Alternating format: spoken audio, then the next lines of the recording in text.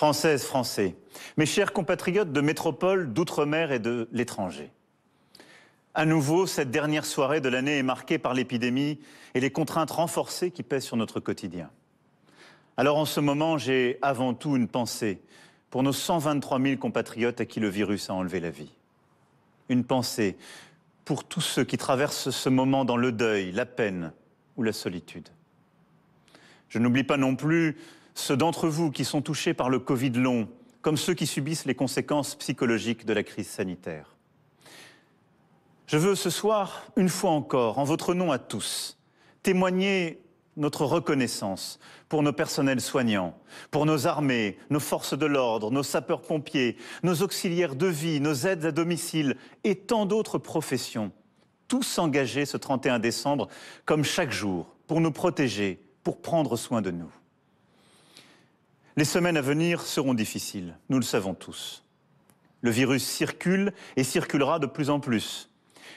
Des mesures ont été prises par le gouvernement pour y faire face et je vous demande à tous et toutes d'y veiller. Des secteurs comme la culture, le sport, la restauration, l'hôtellerie, le tourisme ou l'événementiel vont à nouveau subir les conséquences économiques de cette situation. Nous les aiderons comme il se doit et comme nous le faisons depuis le début de cette pandémie. Il y aura aussi nombre de nos activités désorganisées en raison de ce nouveau variant si contagieux. Nous veillerons dans ce contexte à assurer la continuité des services publics et de la vie de la nation.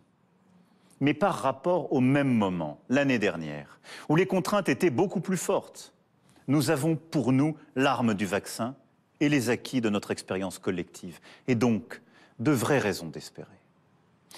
Nous sommes ce soir, au moment où je vous parle, plus de 53 millions à être totalement vaccinés, ce qui place notre pays dans le peloton de tête mondiale. Nous sommes 24 millions à avoir reçu une dose de rappel. Et notre objectif est de permettre à chacun d'être vacciné et de faire son rappel. Nous pourrons ainsi surmonter cette vague en limitant au maximum les restrictions, en continuant, comme nous l'avons fait depuis le début, de tout faire pour préserver l'activité et ce que nous avons de plus précieux, c'est-à-dire l'école, l'éducation de nos enfants. Alors ce soir, je veux le redire avec beaucoup de force et beaucoup de conviction. La vaccination est notre plus sûr atout. Elle réduit fortement la transmission. Elle divise par 10 le nombre des formes graves. C'est pour cela qu'une nouvelle fois, j'en appelle aux 5 millions de non-vaccinés.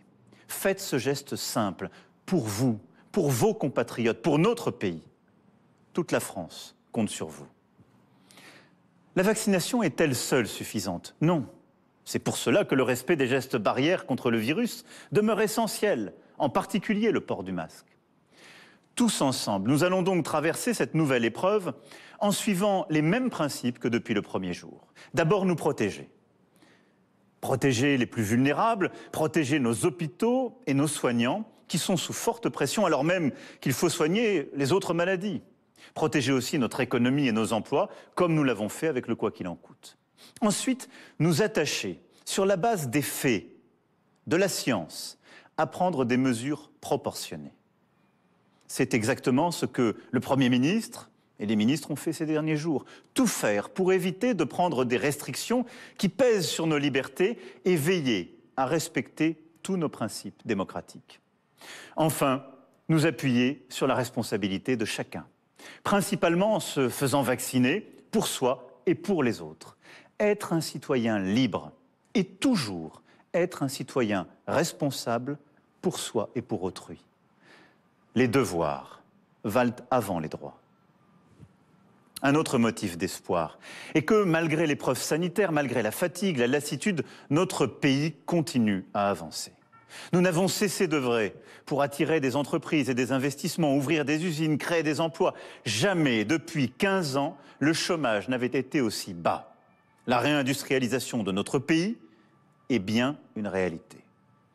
Nous avons protégé les travailleurs, aidé les plus modestes d'entre nous. Nous avons investi pour défendre la dignité de nos compatriotes en situation de handicap, pris des mesures et des décisions claires pour mieux protéger nos enfants, accompagner nos aînés.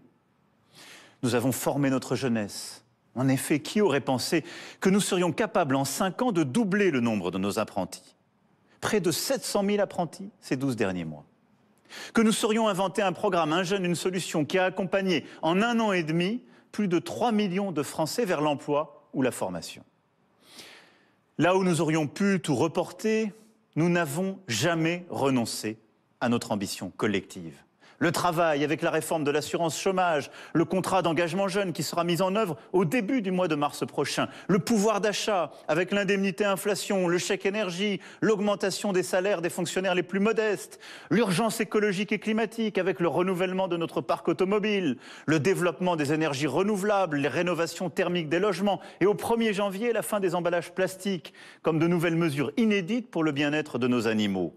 Notre agriculture, avec l'assurance récolte, la retraite minimale à 1 000 €, le déploiement de 2 000 maisons de France Service, le versement automatique des pensions alimentaires qui bénéficiera notamment aux mères seules, la gratuité de la contraception pour les femmes jusqu'à 25 ans et la réforme de l'État, de notre haute fonction publique, avec entre autres la création de l'Institut national du service public.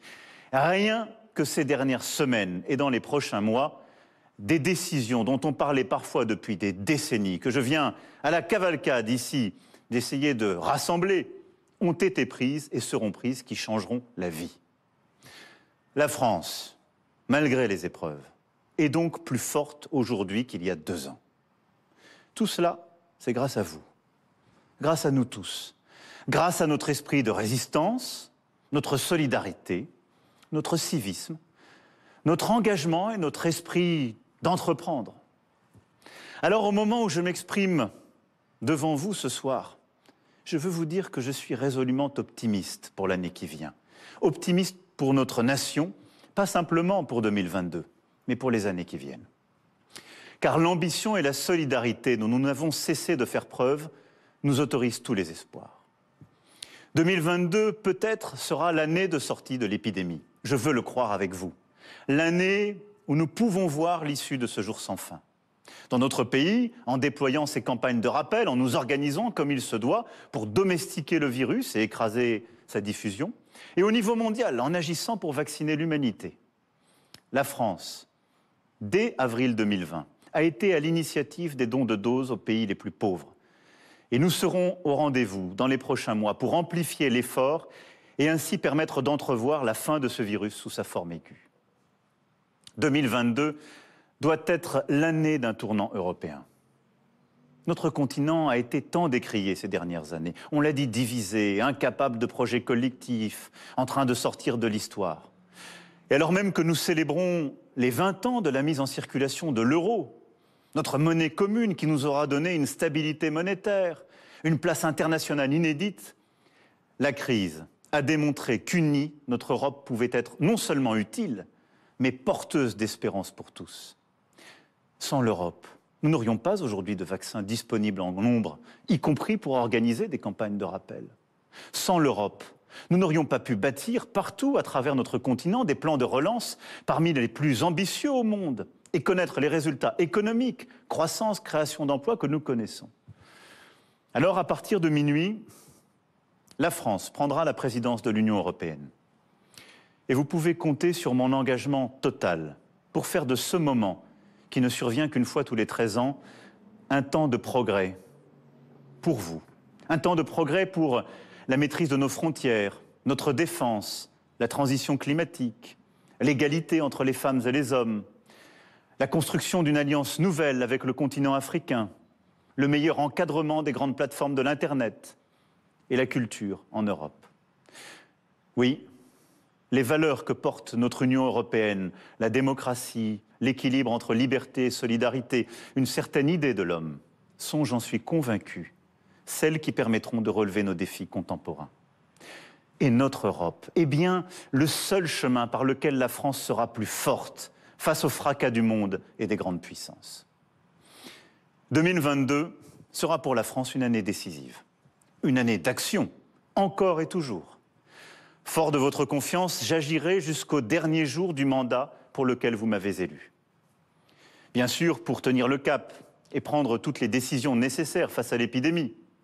Mais nous aurons aussi à préparer l'avenir en déployant le plan d'investissement France 2030 qui vise à la fois à faire de nous une nation forte sur les technologies du futur et à nous rendre plus indépendants. Nous aurons à investir plus fortement encore que nous ne l'avons fait dans l'éducation, la recherche publique, la santé, la culture et l'inclusion de tous les Français. Nous aurons à prendre de nouvelles décisions pour lutter contre l'islamisme radical, renforcer l'ordre, la sécurité et la tranquillité de tous, pour mieux vous protéger. Nous aurons à prendre de nouveaux choix industriels, en particulier en matière d'énergie, inédits, afin de tenir nos engagements climatiques. 2022 sera une année d'élection, enfin. Nous aurons à élire au printemps prochain le président de la République, puis à désigner nos représentants à l'Assemblée nationale. Malgré la pandémie, ces scrutins essentiels devront se dérouler dans les meilleures conditions possibles. Et toutes les sensibilités politiques du pays doivent y œuvrer. J'y veillerai, tout particulièrement. Nous aurons donc cette année des choix majeurs à faire pour notre nation. Ces choix, nous les ferons avec la conviction que la France a un chemin singulier, unique à poursuivre. Nous les ferons, je le sais, en étant fidèles à l'esprit de résistance, l'esprit de tolérance et le choix de notre avenir commun qui nous ont toujours inspirés. Pour ma part, quelle que soit ma place et les circonstances, je continuerai à vous servir. Et de la France, notre patrie, nul ne saura déraciner mon cœur. Mes chers compatriotes, j'ai travaillé et nous avons travaillé sans relâche depuis bientôt 5 ans afin que la France soit écoutée et respectée en Europe et dans le concert des nations. Elle l'est. À faire progresser notre pays dans l'unité aussi, chemin bien difficile, car il est si aisé d'opposer les générations, les catégories sociales, les origines, les territoires, mais chemin nécessaire. Car lorsqu'il est rassemblé, rien ne peut résister au peuple français. En vous souhaitant ce soir une année pleine de bonheur et d'accomplissement personnel, je forme donc pour nous tous ce vœu. Continuons à respecter nos différences, à avoir confiance en ce que nous sommes, à regarder avec courage, audace et lucidité notre avenir pour agir. Décidons pour nous-mêmes d'être tout à la fois enracinés dans notre langue, notre culture, notre laïcité et épris de liberté, d'universel, de créativité. Restons unis, bienveillants, solidaires. Restons du côté de la vie. C'est là ce que nous nous devons à nous-mêmes. Alors, 2022 sera l'année de tous les possibles. Vive notre Europe, vive la République et vive la France.